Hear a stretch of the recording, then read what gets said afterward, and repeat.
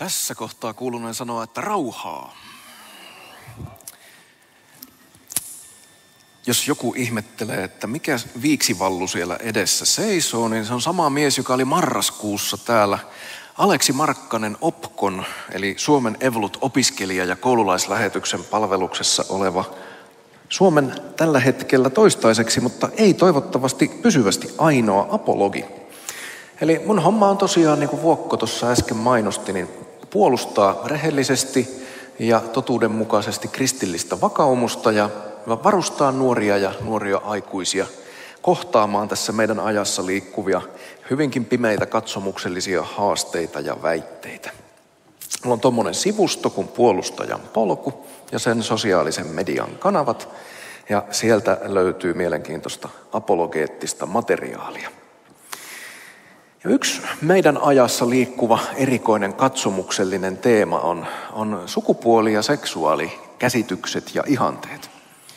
Kun mä kävin täällä marraskuun lopulla, niin mä puhuin ihan samalla otsikolla, joten joko te ette ole kyllästyneet hyvään tai sitten mä olin epäselvä. Mutta palataan takaisin vanhaan hyvään aiheeseen. Mikä on klassisen kristillisen seksuaalietiikan sisäinen logiikka? Me eletään sellaista aikaa, jolloin melkein mikä tahansa seksuaalinen käytös on paitsi sallittua, niin myös väitetysti kaunista ja hyvää. Ja kristillinen seksuaalimoraali mielletään tiukkapipoiseksi ja rajoittavaksi varsinkin naisten osalta. No historiallisesti tarkasteltuna tämä maine ei ole aivan aiheeton, koska esimerkiksi kirkkoisä Augustinus oli omien nuoruuden hurjastelujensa jälkeen jokseenkin seksuaalikielteinen ja tuumi, että jopa avioliitossa seksi on syntiä, mikäli se ei tapahdu lisääntymistarkoituksessa. Tosin se ei ole kuoleman synti, eli se ei vie sielua pois tästä armon tilasta. Toiset sosiaalisessa mediassa huomauttaa, että vanhan testamentin käsitys avioliitosta on barbaarinen ja paljon muutakin kuin nykyinen miehen ja naisen välinen liitto, joten Raamatun Jumalaa ei kannata näissä asioissa pahemmin kuunnella. Joten miksipä terve ja viriili mies tai nainen ei nauttisi kaikesta siitä ihanasta, mitä vapaa rakkaus tarjoaa. Aion seuraavassa tarkastella 4 syytä siihen, miksi kristillinen seksuaalimoraali on itse asiassa tarkoituksenmukaista, aidosti hyvää ja toteuttamisen arvoista. Mitä se tarkalleen on tuo kristillinen seksuaalimoraali, selviää tässä matkan kuluessa. Nämä kaikki 4 syytä alkaa kätevästi S-kirjaimella. Ja aloitetaan epäolennaisimmasta. Ensimmäinen syy pohtia, mahtoko missä tahansa hommassa jokin mennä pieleen, on seuraukset. Kun mainostetaan, että kaikki on ihanaa ja kaunista ja lopputulos on pelkkää raunio, niin herää kysymys, että oliko mainonta harhaanjohtavaa. Seksuaalisen vallankumouksen alussa länsimaissa oli vallalla sukupuolitauteja 2-3, nyt niitä on 20. Tämä tarkoittaa siis 1000% kasvua. Suomessa 56% avioliitoista päättyy eroon vuoden 18 tilastojen mukaan. Ja avioliiton ulkopuolinen seksi on yleisin mainittu syy avioeroon. Verrattain uusi ilmiö meilläkin on tämmöiset määräaikaiset avioliitot, joiden on tarkoituskin päättyä yhdessä sovitusti esimerkiksi 5 vuoden päästä. Jo naimisiin mentäessä sovitaan, että tämä leikki loppuu sitten 5 vuoden kuluttua. Kun vanhemmat ei pysy yhdessä, niin lapsen koti särkyy. Nykyään yli joka 5. lapsi asuu vain 1 vanhemman perheessä. Ja joka 10. asuu uusperheessä. Siitä seuraa, että joka 4. lapsen biologiset vanhemmat eivät ole yhdessä. Lasten pahoinvointi lisääntyy jatkuvasti huolimatta ehkäisevästä ja hoitavasta työstä. Syrjäytymisvaara on nähtävissä jo päiväkoti-iässä. Tutkimusten mukaan vanhemmat ja heidän vastuunottonsa lapsista on avainasemassa tältä osin. Mutta jos vanhemmat ei ota vastuuta edes itsestään ja toisistaan eivätkä ole paikalla, niin miten se onnistuisi lasten kohdalla? Lapsuus lyhenee tämän liian aikaisen vastuun tähden, mutta myös seksuaalistavan kulttuurin takia. Lapsia ohjataan olemaan kiinnostuneita seksistä jo ennen murrosikää. Tämmöinen pornahtava lasten vaate muoti on ilmestynyt vaateketjujen osastoille ja grooming-ilmiö on rantautunut meille Suomeenkin. Puolet 11-13-vuotiaista on törmännyt pornoon. Nettipornoteollisuus ansaitsee yli $3,000 joka sekunti ja edustaa nyt noin 1/3 internetin sisällöstä.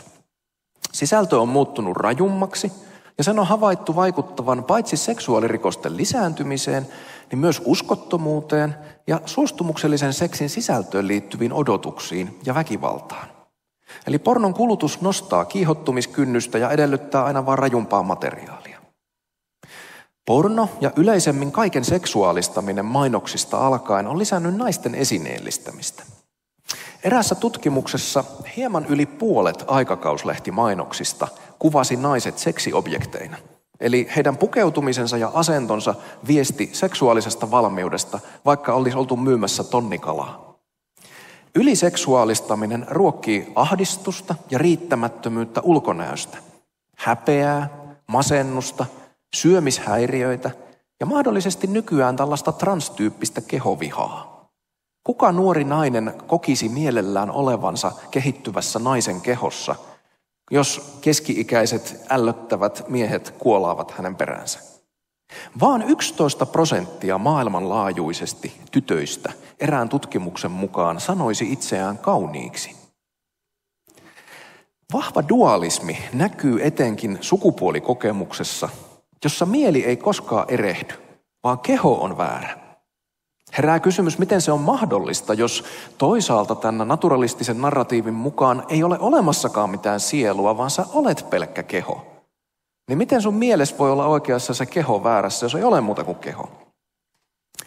Länsimainen kulttuuri vihaa kehoa. Ei luulisi, kun katsoo sitä, mihin ihmiset käyttää rahaansa. Mutta usein näissä kauneudenhoito- ja kehon huoltotoimissa on kyse kehon muokkaamisesta ja alistamisesta sellaiseksi kuin tahdotaan. Pienet kehot, sairaat kehot ja vanhat kehot on roskaa ja mun keho on mun muovailuvahaa, mun lelu. Mä saan tehdä sillä mitä tahdon ja yritän saada sen oman kokemukseni kaltaiseksi. Yhdysvalloissa pelkästään kuolee joka päivä enemmän lapsia abortteihin kuin 9.11 hyökkäyksessä kuoli ihmisiä yhteensä. Joka ainoa päivä uusi 9.11 hyökkäyksellinen. Suomessa syntyy vuosittain noin 45 000 lasta ja semmoinen vajaa 9 000 surmataan kohtuun. Joka 10. minuutti teinityttö kuolee väkivallan uhrina, joka 5. tyttöä käytetään seksuaalisesti hyväksi ainakin kerran hänen elämässään. Ja seksikauppa kukoistaa. Seksiorjuudesta saatavat voitot on maailmanlaajuisesti 99 miljardia ILOn mukaan, ja ne jää kakkoseksi vaan huumekaupalle. Joku voisi ajatella ja niin kuin vastustaa tätä ajatusta, että nämä luetellut asiat olisi jotenkin seurausta tästä jälkimodernista seksuaalimoraalista. Että niitähän on ollut aina. On kyllä, mutta ei tässä mittakaavassa. Eikä näitä seikkoja lisäksi ole ollut länsimaissa tässä mittakaavassa ennen kuin kristillinen seksuaalimoraali romahti. Syy-seuraussuhteen osoittaminen on joskus hankalaa, mutta ajallisesti nämä kaksi sattuu ihmeen päällekkäin. No me toivottaisiin tietenkin, että mitään näistä listalla olevista asioista ei esiintyisi. Mutta nämä kaikki on kuitenkin vain oire siitä, että me yritetään potkia todellisuutta vastaan, eivät varsinainen syy siihen, että toiminta on väärin.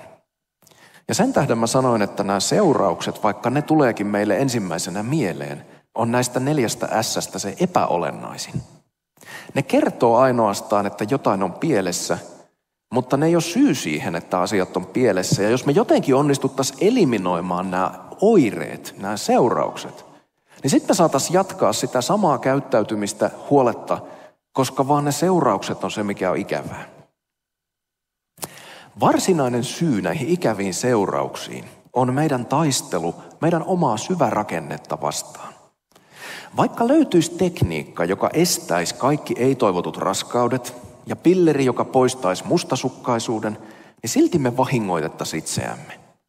Ja voisi jopa väittää, että silloin me vasta vahingoitettaisiin itseämme, jos me keinotekoisesti poistettaisiin sellaiset luonnolliset seuraukset tuhoisasta käyttäytymisestä ja väännettäisiin tällainen dystooppinen todellisuus voimaan.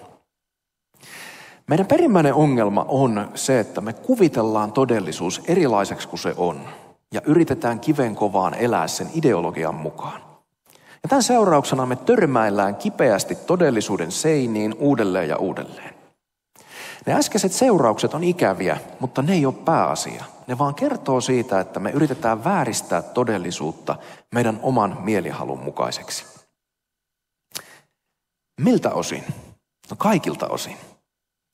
Ensimmäinen todellisuuden osa, jota me yritetään vääristää, on fysiologinen todistus. Me eletään Pride-kuukauden päättymisen aikaa ja vuonna 2017 Hollannin kansallinen lentoyhtiö halusi juhlistaa Pridea ja julkaisi sosiaalisessa mediassa kuvan, jolla se viestitti, että rakkaus on samaa sukupuolesta riippumatta. Ei ole väliä, kenen kanssa sinulla klikkaa. Hyvää Pride Amsterdamia. Ja voitte uskoa, että tämä kuva sai paljon huomiota ja aivan hillitöntä palautetta, koska lentokoneen turvavyö ei toimi, jos kaksi samanlaista solkea yritetään kytkeä yhteen. Turvavyö menettää sen ilmiselvän ja itseisen tarkoituksensa, josta sen rakenne kertoo aivan ilman sanojakin. Ja on ihan selvää, että myös KLM-lennoilla lentoemäntä alkaa valittaa, jos asiakas leikkii vöillä ja kilkuttelee kahta urossolkea vastakkain ja sanoo, että ei sillä ole väliä, kenen kanssa minulla klikkaa. Ja herää kysymys, että minkälainen sokea piste on oltava markkinointiosastolla, jos he ei näe, että se kuva, jonka tarkoitus on viestiä, että tämä homma toimii miten vaan, kertoo itse asiassa fysiologisella tasolla, että tämä homma ei toimi miten vaan. Aivan samalla tavalla on ihmiskehon laita. Jos asiaa pysähtyy hetkeksikin ajattelemaan, mitä moni ei tahdo tehdä, niin huomaa, että seksi on aivan poikkeuksellinen kehon toiminto. Terve ihmisyksilö voi hengittää itse, hän voi liikkua itse, hän voi syödä itse ja sulattaa ruokansa itse, mutta lisääntymään hän ei pysty itse. Mies ja nainen on tässä suhteessa niin kuin jousi ja viulu. Sä voit rämpytellä kumpaakin irrallaan, mutta vasta yhdessä ne täyttää sen aivan ilmiselvän ja itseisen tarkoituksensa, joka viululla ja jousella on. Ja tämä on yhtä hätkähdyttävä ja raju juttu, kuin jos miehellä olisi palleja ja naisella olisi keuhkot. Ja heidän pitäisi tulla yhteen vetääkseen yhdenkin henkäyksen. Tai jos molemmilla olisi puoli sydäntä ja yhteen sydämen lyöntiin tarvittaisi kumpaakin. Miehen ja naisen fysiologinen komplementaarisuus, toisiaan täydentävyys ja välttämättömyys keholliselta kannalta on ilmiselvää jopa täysin naturalistisesta lähtökohdasta. Nimittäin jos Jumalaa ei ole, niin luonto on tarkoittanut miehen elimistön naista varten ja naisen elimistön miestä varten. Niitä voi itsekseen rämpytellä, mutta on turha pettää itseään selittämällä, että se palapelinpalan tappi ei ole tarkoitettu siihen koloon. Seksissä kaksi elimistöä tulee ihan aidosti yhdeksi elimistöksi. Mikä nimittäin tekee sun elimistöstä, sun sydämestä, maksasta, keuhkoista ja raajoista yhden kehon, yhden elimistön, juuri sen sinun kehosi? Se seikka, että nämä kaikki elimet toimii yhtenä, yhtä päämäärää kohti, joka ympäröi ne kaikki. Ja kuten aiemmin jo todettiin, sukupuolielimet on yksinään vaan puolikkaita. Ne tulee yhdeksi lihaksi, eli toimii yhden yhteisen elimistön osana yhtä päämäärää kohti tasan tietyssä tilanteessa. Ja siihen tarvitaan täsmälleen yksi mies ja yksi nainen. Ei kahta miestä, ei kahta naista, ei kolmen kimppaa, ei urheilujoukkuetta. Keho todistaa omasta tarkoituksestaan. Mutta Jumala tai luonto, jos Jumalaa ei ole, ei jättänyt tätä työtä puolitiehen. Seksissä kaksi ihmistä ei yhdisty ainoastaan elimistöjen tasolla, vaan muillakin tasoilla. Ja tunnetaso on näistä yksi. Seksi sitoo kumppaneita psykologisesti voimakkaasti yhteen. Se on tarkoitettu siihen. Niinpä ajatus, että otetaan seksi nyt ja sitoutuminen joskus myöhemmin, on vähän kuin käskisi tämmöistä putkiteipin pätkää olemaan tarttumatta tuohon karvaseen käsivarteen, kun se lyödään siihen kiinni. Sitten se repästään irti. Au! Se tarttuu varmasti. Mutta jos mä liimaan ja revin sen tarpeeksi monta kertaa irti ja kiinni, niin se ei tartu enää haluamallakaan. Seksin luonnollinen tarkoitus on yhdistää puolisot toisiinsa. Ja tämän yhteyden kiistäminen, jonkinlaiseen hook-up-kulttuuriin hyppääminen, jossa pompataan sängystä sänkyyn joka perjantai ja mahdollisesti pitkin viikkoakin, tämä ei voi olla vahingoittamatta niin sitä seksiä itseään kuin osapuoliakin. Ja itse asiassa tutkimuksissa käy ilmi, että ihmiset harrastaa enemmän ja enemmän seksiä ja nauttii siitä vähemmän ja vähemmän. Mitä psykologiaan tulee, tilastoissa naisparit päätyy eroon huomattavasti useammin kuin heteroparit, ja heillä on enemmän mielenterveysongelmia. Kahden naisen psyykkinen kuorma on tällaiselle intiimille suhteelle liikaa. Siihen tarvitaan sellaista miestä, joka ei niin helposti lähde tämmöiseen psykologiseen kierrosliikkeeseen. Miesparit puolestaan pysyy jopa heteropareja paremmin yhdessä tilastoissa, mutta niissä ei olekaan tavoitteena pariuskollisuus, johon taas tarvitaan sitä naista. Vuonna 1997 Australiassa tehty tutkimus käsitti 2583 homoseksuaalisesti aktiivista miestä. Heistä yli 50-vuotiaista 4% oli ollut viimeisen puolen vuoden aikana yli 10 kumppania, puolella 2-10 kumppania ja 4% vain yksi. Elinaikanaan ainoastaan 2,7% oli ollut vain yksi kumppani. Muut määrät oli tyrmistyttäviä. 2-10 kumppania 10,2%, 11-20 kumppania 14,1%, 21-50 sukupuolikumppania 12,9%, 51-100 kumppania 11,8%, 101-500 kumppania 21,6%, 501-1000 sukupuolikumppania 11% ja yli 1000 sukupuolikumppania elämän aikana 15,7%. Yhdysvalloista saatiin samanlaisesta tutkimuksesta samansuuntaiset tulokset. 2 miestä ei yksinkertaisesti tasoita toistensa seksuaalisia haluja ja hillitse toistensa käyttäytymistä samalla tavoin kuin miehen ja naisen toisiaan täydentävät luonteet.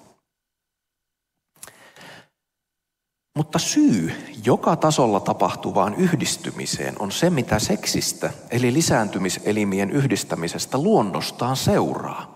Lapsi. Lapsi tarvitsee paljon hoivaa, miehen ja naisen mallin. Hän tarvitsee molempia vanhempiaan pitkälle aikuisuuteen. Sen tähden yksi mies ja yksi nainen, jotka voi yhdessä ja vaan yhdessä tuottaa jälkeläisen, yhdistyy paitsi tunnetasolla pysyäkseen yhdessä, kaikilla muillakin tasoilla. Heidän on tarkoitus joko Jumalan tai luonnon ansiosta, katsomuksesta riippuen, tuoda kykynsä, resurssinsa, aikansa ja elämänsä pysyvästi yhteen, jotta uudella elämällä on koti, jossa kasvaa. Ainoastaan molemminpuolinen tahdon sitoutuminen pitkäkestoiseen ja siis uskolliseen, toiset poissulkevaan suhteeseen takaa tämän pysyvyyden. Seksi, joka hajottaa tätä yhteyttä, ei voi olla vahingoittamatta vanhempien kykyä sitoutua toisiinsa, eikä siis voi olla vahingoittamatta myös lapsia, joko nykyisiä lapsia tai tulevia lapsia. Kaikissa kulttuureissa, kaikkina aikoina miehen ja naisen yhdyselämää on säädelty yhteiskunnallisesti. Tuohon säätelyyn on ollut täsmälleen yksi syy. Avioliitto on olemassa yhteiskunnallisena instituutiona siksi, että se tuottaa luonnostaan jotain, mitä yhteiskunta tarvitsee, mutta ei voi taata. Terveen ja tasapainoisen seuraavan sukupolven. Nimittäin ainoastaan miehen ja naisen seksuaalisuhteesta syntyy uusia ihmisiä. Nämä uudet ja hyvin riippuvaiset ihmiset ei kasva fyysiseen, moraaliseen ja kulttuuriseen kypsyyteen ilman pitkää ja herkkää hoivaa ja valvontaa, sellaista hoivaa ja valvontaa, johon mies ja nainen tyypillisesti tuo erilaiset vahvuudet ja mihin he soveltuu sitä paremmin, mitä lähempää sukua he on lapsille. Jollei lapset kypsy, Heistä ei tule ikinä terveitä, täyspäisiä ja tuottavia kansalaisia. Mutta yhteiskunnalle tällaisten kansalaisten aikaansaaminen on melkein mahdotonta, jos miehet ja naiset ei omistaudu toisilleen ja lapsille, joita he saa. Toisin sanoen, ei ole liioittelua väittää, että yhteiskunta on riippuvainen vahvoista avioliitoista. Tämä on ainoa syy, miksi avioliittoja säädellään yhteiskunnallisesti ja miksi niitä tuetaan. Ei valtio säätele eikä puutu kahden ihmisen ystävyyteen, oli se kuinka syvää tahansa. Vasta viime vuosikymmeninä painotus on nyrjähtänyt siihen, että tämä suhde onkin pohjimmiltaan romanttinen. Rakkaussuhde toisen ihmisen kanssa on syvin tunnesuhde, joka sulla voi olla. Ja siksi se tarvitsee erityisarvon. Tällainen määritelmä avioliitosta saa koko merkityksen katoamaan, koska tunnesuhde voi olla kahden samaa sukupuolta olevan välillä, useamman kuin kahden ihmisen välillä ja myös täysin ilman seksiä kahden ystävyksen välillä. Avioliiton käsitteen hämärtäminen saa ihmiset kadottamaan sen varsinaisen sisällön näkyvistä, jolloin se ei täytä tehtäväänsä. Ja nyt kun meillä on ollut sieltä 60-70-luvulta reilu puoli vuosisataa mädätystä, niin ihmiset ajattelee, että tämä liitto kestää niin kauan kuin tämä kiihkeä tunne kestää. Eikä sitoutuminen ja seksi ja jälkeläiset liity mitenkään toisiinsa. Mä voin saada seksiä sitoutumatta, mä voin saada seksiä ilman lapsia, mä voin myös saada lapsia sitoutumatta. Kun meille sanotaan, että ei lapsi tarvitse isää mihinkään, koska sillä yhtä hyvin voi olla 2 äitiä, ei isää tarvita mihinkään. Kun isät pitää itseänsä tarpeettomina, niin he ei sitoudu lapsiinsa eikä puolisoihinsa. Ja kun isät ei sitoudu, niin tulee avioero. Tarvitaan valtio, joka tulee väliin määräämään omaisuuden jakamisesta ja lasten elatuksesta. Sitten lapset rupeaa voimaan huonosti, koska isää oikeasti tarvitaan. Ja silloin tarvitaan lisää valtion väliintuloa korjaamaan se puute. Tarvitaan perheneuvojia, psykologeja, kuraattoreita. Avioliiton uudelleen määrittely vahingoittaa yhteiskuntaa lukemattomin tavoin. 5. syy, jota vasten tarkastellen voi ymmärtää ihmisen syvärakennetta, on entisen professorini Sean McDowellin esittämä väite, että jos valehteleminen on väärin, niin myös esiaviollinen seksi on väärin. Mitä ihmettä? Tutkimusten mukaan ihminen viestii kehollaan enemmän kuin sanoillaan. Ihmisen asennot ja ilmeet ja äänenpainot kertoo toiselle, mitä sä todella ajattelet.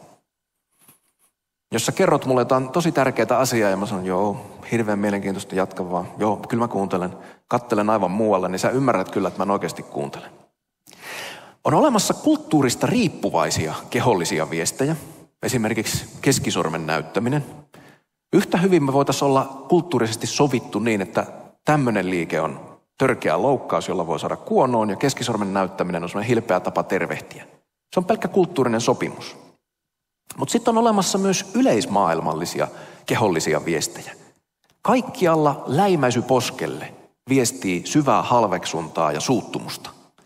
Suukko, joita on eri tasoisia, viestii ystävyyttä ja läheisyyttä. Riippuu tietysti kuinka läheisiä ollaan, että onko se semmoinen napsaus poskelle vai syvä ranskalainen kielisuudelma. Juuri sen takia suudelmalla kavaltaminen oli erityisen pöyristyttävää. Että mitä ihmettä, tämän läheisyyden kehollisen viestin kautta sä myyt mut näille ylipapeille ja roomalaisille niinkö? Mitä yhdyntä viestii kahden kehon välillä? Eksklusiivisuutta, toisten poissulkemista, luottamusta ja pysyvyyttä. Nimittäin kun nainen antautuu miehelle, niin hän odottaa uskollisuutta, ei muita naisia. Ja mies onnistuu tällaisessa tavoitteessa vaan siinä tapauksessa, että hän onnistuu vakuuttamaan sen naisen siitä, että muita naisia ei ole jonossa tulossa. On erittäin loistava repliikki Vanilla Sky-nimisessä elokuvassa, kun päähenkilö Cruise on päätynyt sänkyyn juhlissa tapaamansa naisen kanssa, niin hänen silloinen kumppaninsa sanoo, että etkö tiedä, että kun makaat jonkun kanssa, kehosi tekee lupauksen, teetpä sinä sen tai et. Haavoittuvuus siinä avoimessa paljaassa sukupuoliyhteydessä edellyttää turvallisuutta ja luottamusta toiseen. Ja lasten saamisen mahdollisuus, joka on läsnä riippumatta siitä, kuinka hyvät ehkäisymenetelmät meillä on, viestii, että me 2 ollaan pysyvästi yhdessä, kunnes se lapsi ei enää tarvitse meitä Ja se tarvitsee pitkälle aikuisuuteen, koska sitten hänellä on omat lapset ja hän tarvitsee heidän kasvattamiseensa neuvoja ja mallia.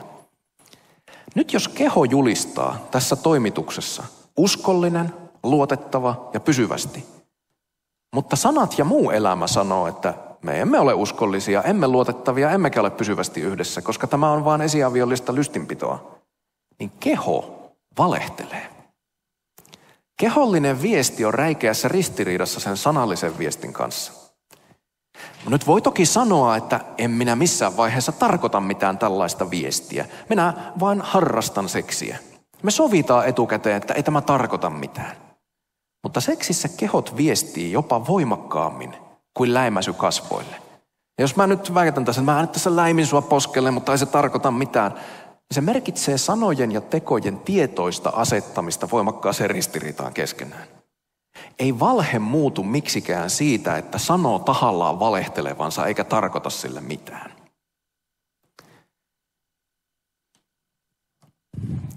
Kolmas seikka, S:llä alkava seikka, joka validoi ja perustelee kristillisen seksuaalimoraalin, on Jumalan suunnitelma. Nimittäin alun perin Jumala loi miehen ja naisen ja hän teki Eevasta miehelle eserkenegdon, avun vastapäätä. Tässä on tämä katkelma. Minä teen hänelle avun, joka on hänelle sopiva. Ja jos olet ymmärtänyt tämän kohdan niin, että Adam sai kätevän pikku Piian palvelijakseen, niin sä oot käsittänyt jotain hieman väärin. Apu ei nimittäin merkitse alempaa asemaa, vaan olentoa, joka korvaa puutteet. Sitä käytetään Vanhassa testamentissa Eevan lisäksi vain Jumalasta. Tämä hebrean ilmaus eserkenegdo, help meet for him, niin kuin se vanhassa King James-käännöksessä englanniksi käännetään, on hirveän kuvaava kaksimerkityksisyydessään. Toisaalta Eeva kohtaa Aadamin, koska on nyt vastapäätä häntä. Mutta toisaalta Eeva sopii Aadamille, koska hän on juuri se puuttuva kylki, joka Aadamilta leikattiin. Hebreassa on kyse jopa siitä, että Jumala otti alkuperäisen ihmisen yhden sivun. Ei jotain varaosaa, joita Aadamilla oli paljon, vaan Eeva luotiin Aadamin sivusta. Hän halkaisi alkuperäisen luomansa ihmisen kahtia ja asetti puolikkaat toisiaan vastapäätä. Ja tarkoitus on, että he tulisivat jälleen yhteen, siksi yhdeksi lihaksi, josta heidät halkaistiin puoliskoiksi tai puolisoiksi, niin kuin meidän kielimme kätevästi taipuu.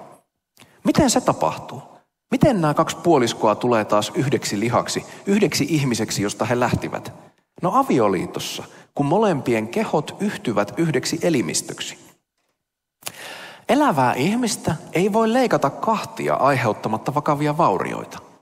Ja koska avioliitto synnyttää taas uuden ihmisolennon, tämän mies plus naisen, se on purkamaton.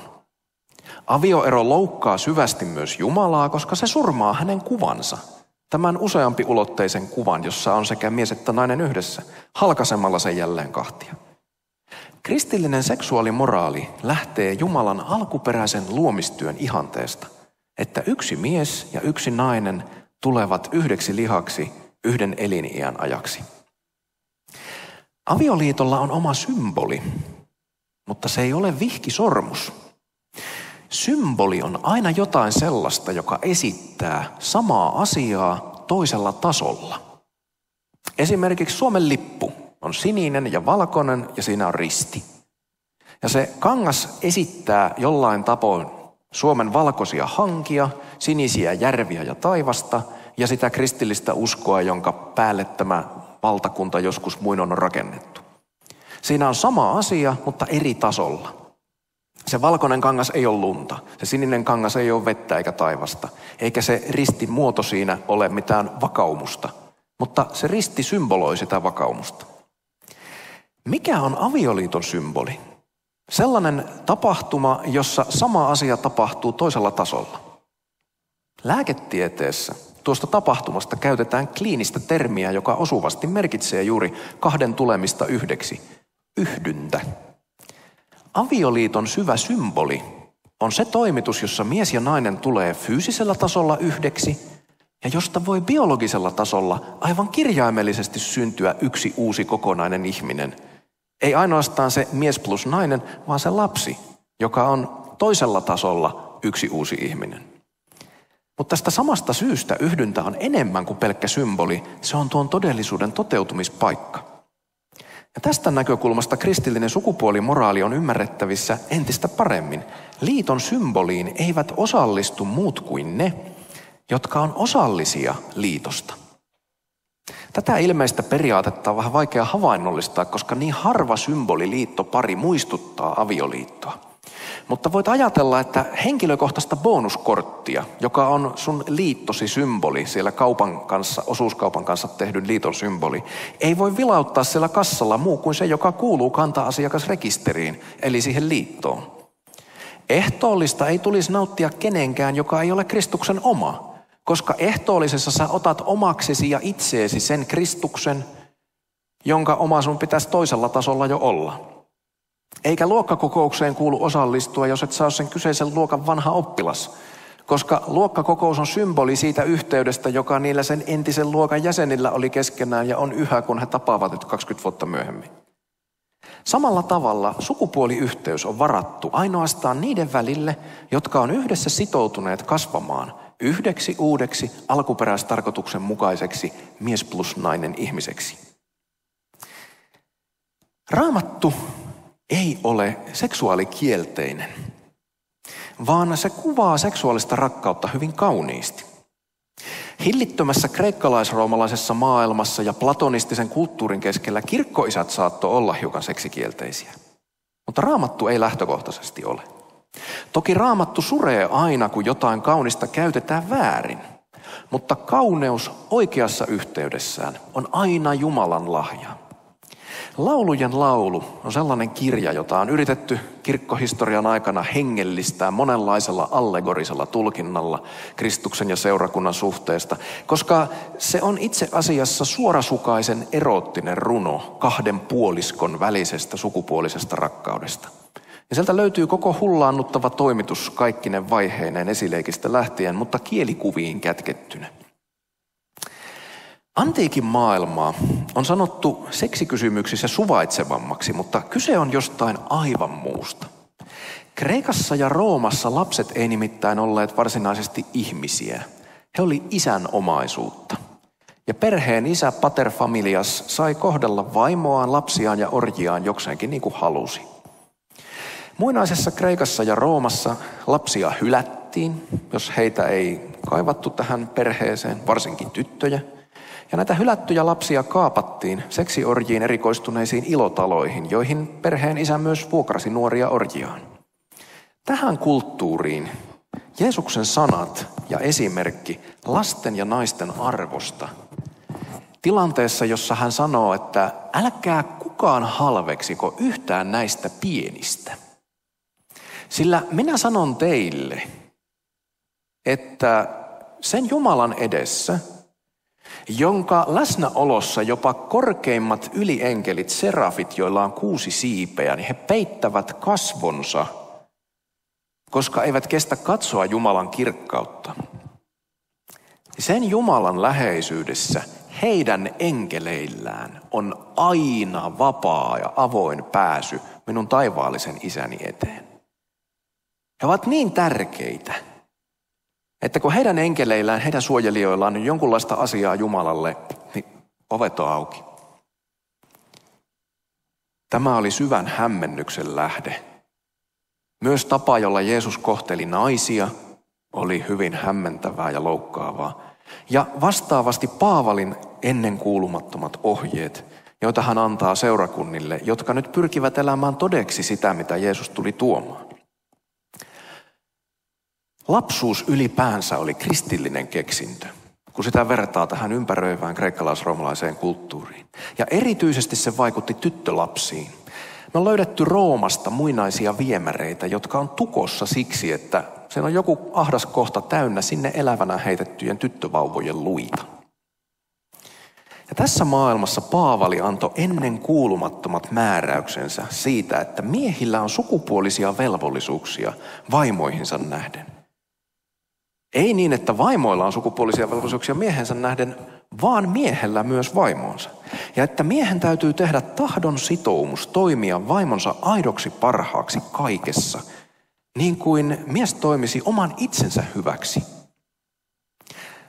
Antiikissa tunnettiin kyllä tämmöisiä huoneen tauluja, jossa vaimoille, lapsille ja orjille annettiin ohjeita, mutta nämä Paavalin ohjeet isännille, isille ja miehille ovat jokseenkin ennenkuulumattomia.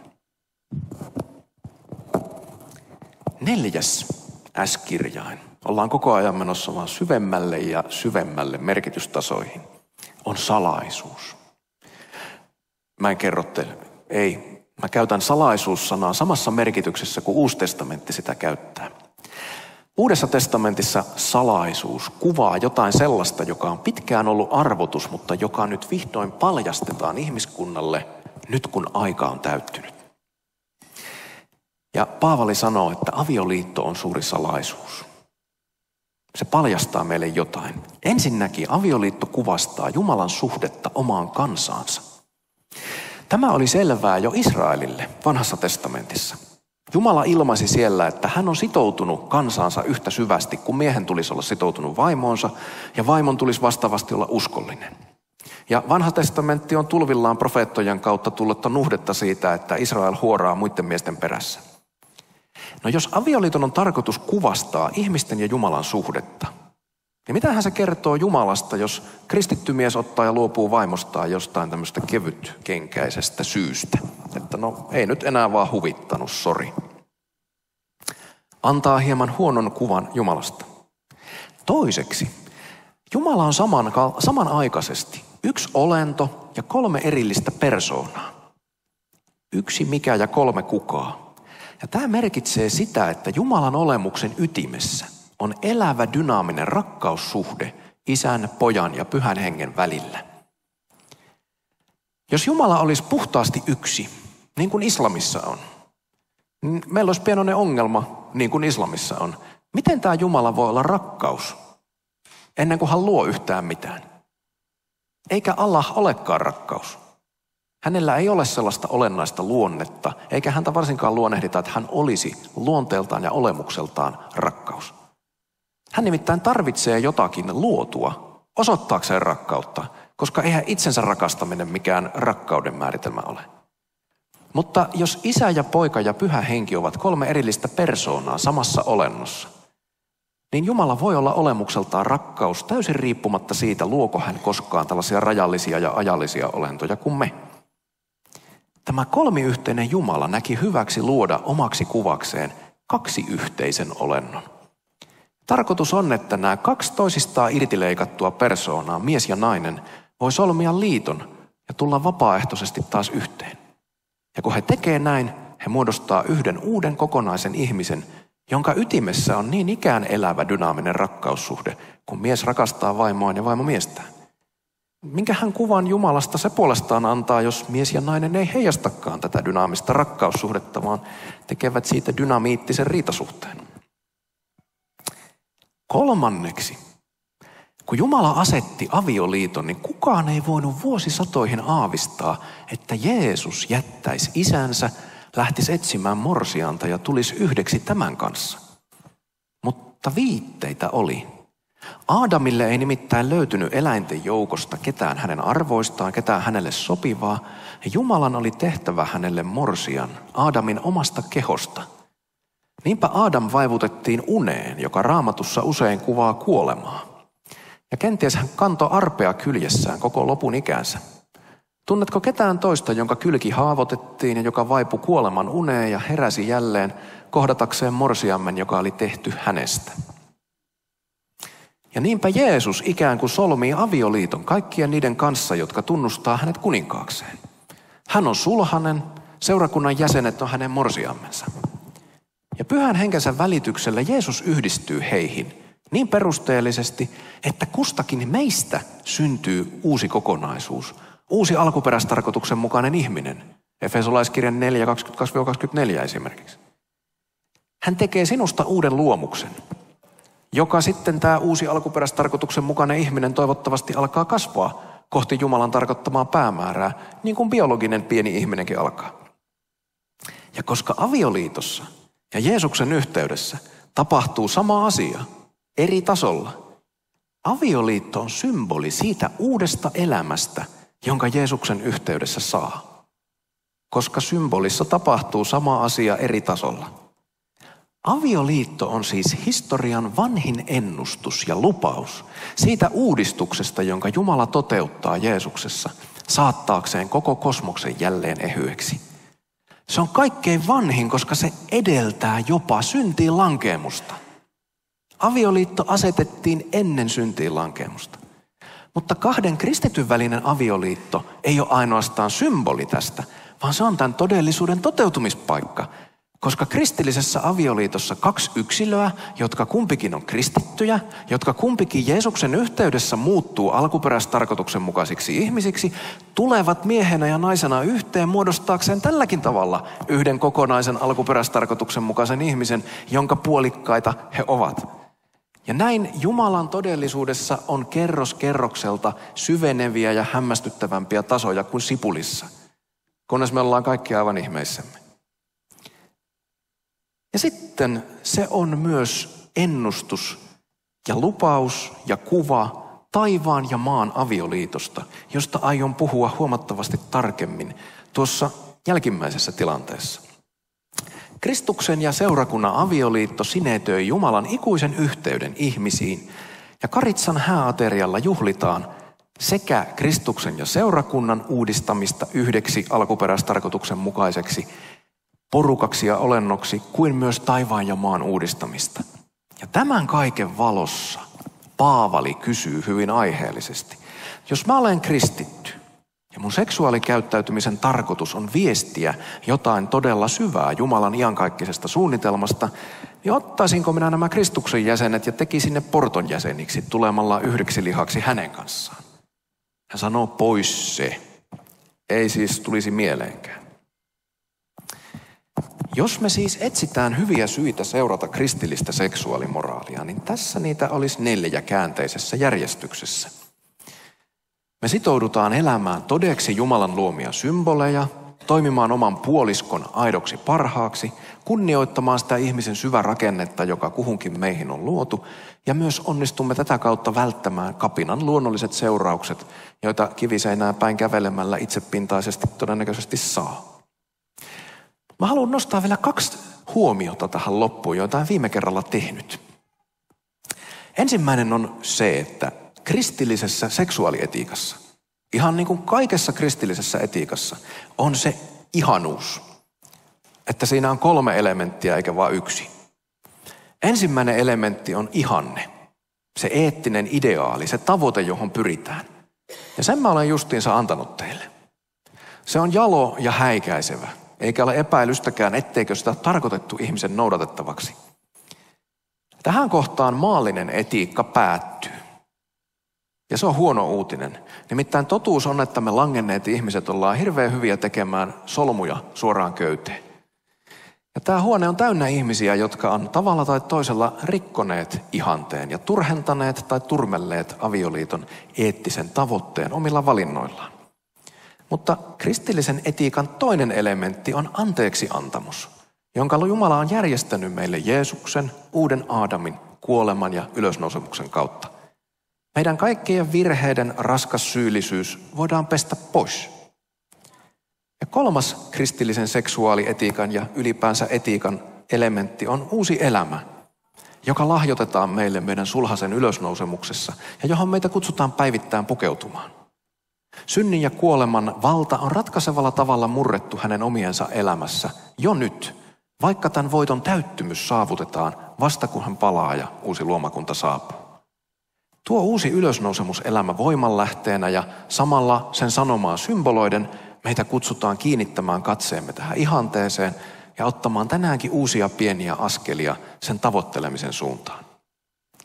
Ja se ensimmäinen huomio on tämä, että seurakunnan ei tulisi näyttäytyä sellaisena palkintokaappina, joka on täynnä kiillotettuja pokaaleja. Seurakunnan tulisi olla kenttäsairaala, joka lastoittaa ja kipsaa katkenneita jalkoja ja sitoo murtuneita sydämiä Ja meidän seurakunnissa pitäisi olla tilaa myös ihmisille, jotka kärsivät erilaisista seksuaalisynneistä ja kamppailevat niiden kanssa.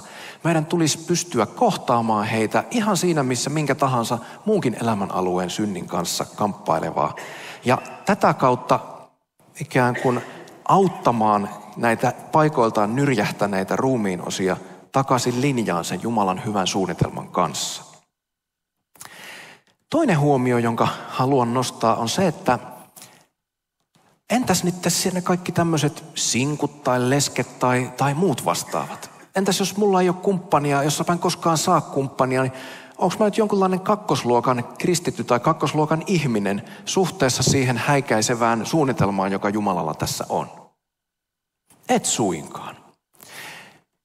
Ihanne ja suunnitelma, jonka Jumala on avioliitolle asettanut, on jalo ja korkea, ja niille, jotka ovat avioliittoon kutsutut, niin heillä on siinä tekemistä ihan molemmille käsille.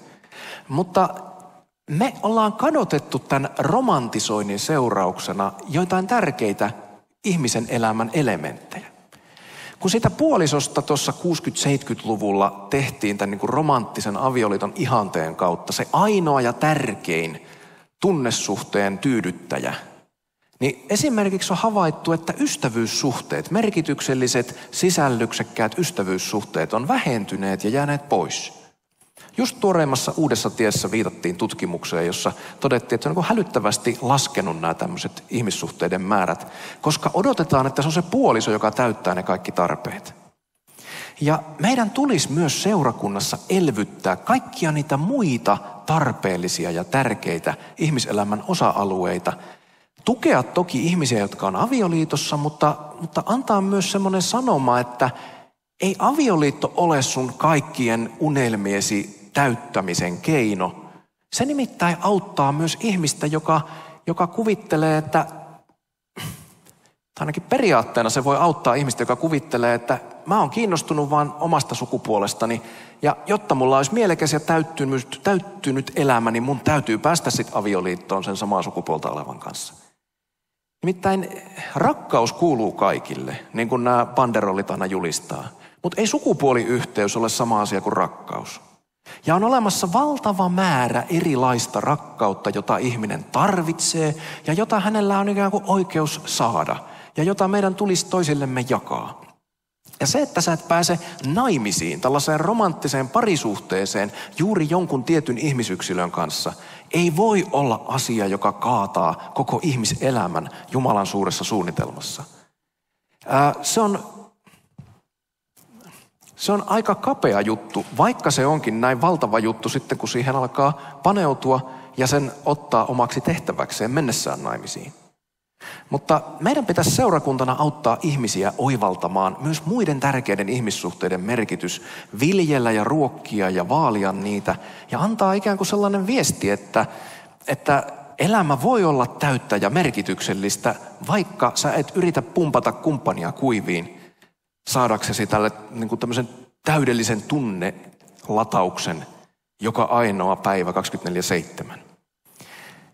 Se helpottaa tällaista yhteiskunnallista kuormaa, ruveta tunnustamaan kaikenlaisia mahdollisia suhteita avioliitoiksi, vaan sen takia, että no nyt mullakin on se avioliitto. Koska ainoastaan se avioliitto tekee elämästäni täyden ja ihmeellisen.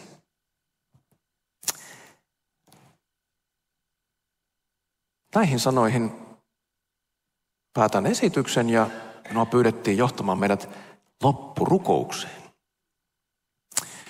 Pyhä Jumala, rakas taivaallinen Isä, me kiitetään sinua siitä ihmeellisestä todellisuudesta, jonka olet luonut, siitä häikäisevästä suunnitelmasta, jonka olet ihmisolennolle antanut ja laatinut, ja mihin olet meidät kutsunut vielä useammalla tasolla poikasi Jeesuksen yhteydessä. Me kiitetään sua siitä, että olet luonut meidät miehiksi ja naisiksi, tarkoittanut meidät tulemaan yhteen sun alkuperäisen ihmisolennon kokonaisen kuvan muodostajina, mutta tarkoittanut meidät myös ja ensisijaisesti elämään ja löytämään itsemme kokonaisina sun poikasi yhteydessä. Tee meistä niitä uusia luomuksia, joiksi olet meidät tarkoittanut, auta meitä lopettamaan vastustelu tässä suhteessa. Ja valtuuta meidät ja varusta meidät sun pyhän henkesi voimalla ja viisaudella elämään sun edustajina tässä maailmassa, myös seksuaalimoraalin alueella. Kun me rikotaan, kutsu meidät takaisin sun eteesi, saamaan anteeksi ja pyytämään anteeksi. Ja käännä meidän silmät kohti sitä uutta elämää, johon jokainen on kutsuttu siviilisäädystään ja sukupuolestaan, iästään riippumatta. Koska sinä olet mittaamattoman hyvä, armollinen ja meidän lunastajamme. Jeesuksen nimessä. Aamen.